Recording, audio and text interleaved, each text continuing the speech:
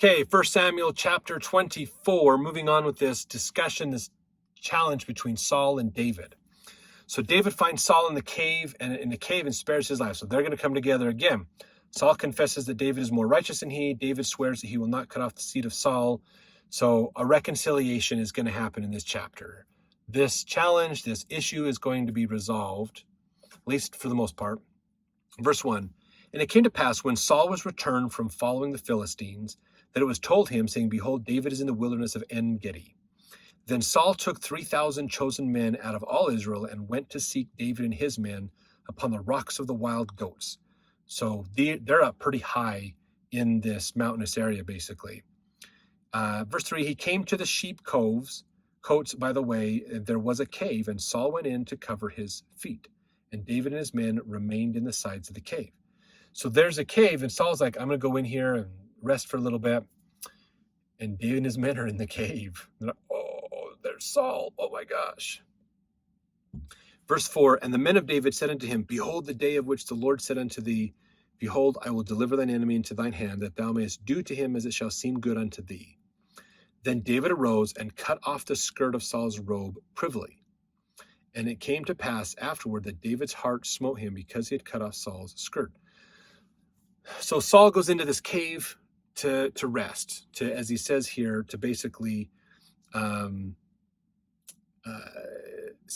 Saul went in to cover his feet. So his feet are probably sunburnt. They're probably got some problems. So he's going in to get out of the sun, basically sit down, probably take a rest off. And it happens to be the cave where David and his men are hiding. And so David comes out and decides, the Lord has told me, and we don't have this before where the Lord has said this. I don't remember hearing this in the other chapters. If I did, correct me if I'm wrong on that one, but I don't think I've heard that. But apparently there was a revelation that David got at some point that said that Saul will be brought into your hands and you can do with him what you want. God has told him, your choice. You do with him as you choose. So David says, okay, I'm going to take out Saul. So he gets it. He cuts off the edge of his skirt, basically, which was kind of the robe, of like the kingship and priestly stuff. So cutting it off is showing I have power over you, basically. But then David's heart is like, no, I shouldn't kill him. We should do something different. Verse 6, and he said unto his men, the Lord forbid that I should do this thing unto my master, the Lord's anointed, to stretch forth mine hand against him, seeing he is the anointed of the Lord. So David realizes Saul is king because God chose him to be king. So he is the leader of Israel. He is anointed. So who am I to take the leader out myself, basically? Verse 7, so David stayed his servants with these words and suffered them not to rise against Saul. But Saul rose up out of the cave and went on his way. So Saul, there's probably a little bit more of the discussion. They're like, oh my gosh, what's going on? Oh, Saul realizes he's standing in the middle of this cave with all of David and his men. And Saul probably realized, I'm about to die. But David let him go.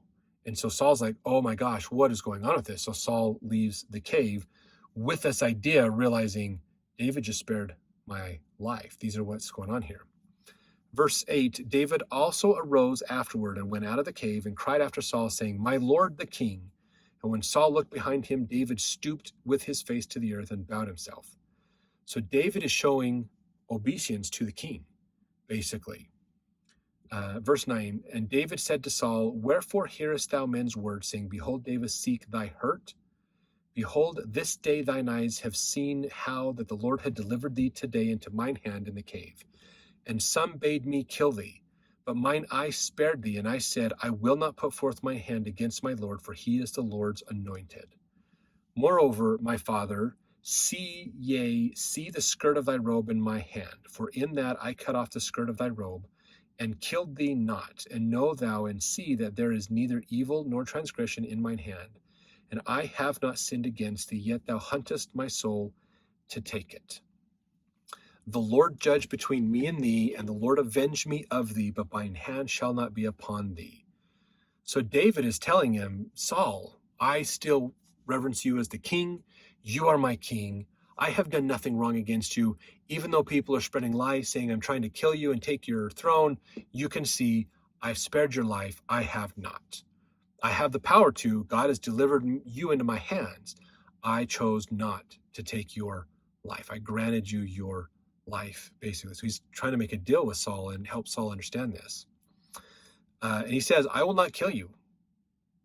I am not going to kill you at all.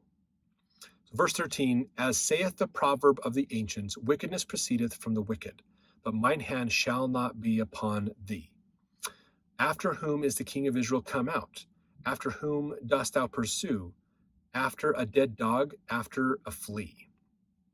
The Lord therefore be judge, and judge between me and thee, and see and plead my cause, and deliver me out of thine hand. So that's what he's saying. The Lord's delivered me, and I still reverence you as the king. Verse 16, and it came to pass when David had made an end of speaking these words unto Saul, that Saul said, is this thy voice, my son David? And Saul lifted up his voice and wept. So here's a moment of clarity for Saul when he's confronted with the truth of what's really going on here. Verse 17, and he said to David, thou art more righteous than I, for thou hast rewarded me good, whereas I have rewarded thee evil. So Saul's realizing I was wrong. My perspective was wrong. You are right. Verse 18, and thou hast showed this day how thou hast dealt well with me. For as much as when the Lord had delivered me into thine hand, thou killest me not. For if a man find his enemy, will he let him go well away? Wherefore the Lord reward thee good for that thou hast done unto me this day.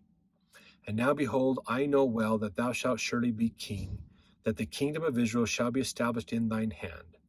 Swear now therefore unto me by the Lord, that thou wilt not cut off my seed after me, and that thou wilt not destroy my name out of my father's house. And David sware unto Saul, and Saul went home, but David and his men gat them up into the hold. So Saul went back to the kingdom, back to his home. David and his men stayed. So there's still a little bit more for those two to figure out. But in a moment of clarity, Saul admitted, you're the better man, David. You really are. I'm the one that's at fault here.